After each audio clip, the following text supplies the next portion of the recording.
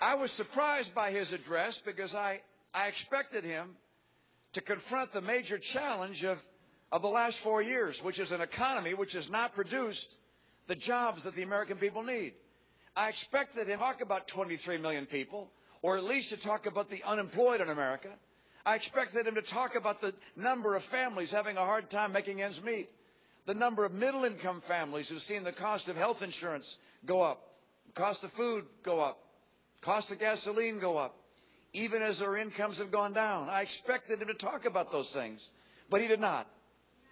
Instead, it was a whole series of new promises, which he also won't be able to keep, because the policies he believes in and the direction he's pulling will not make America stronger. If President Obama were reelected, we would have 4 more years of the last 4 years, and the American people are going to say no to that.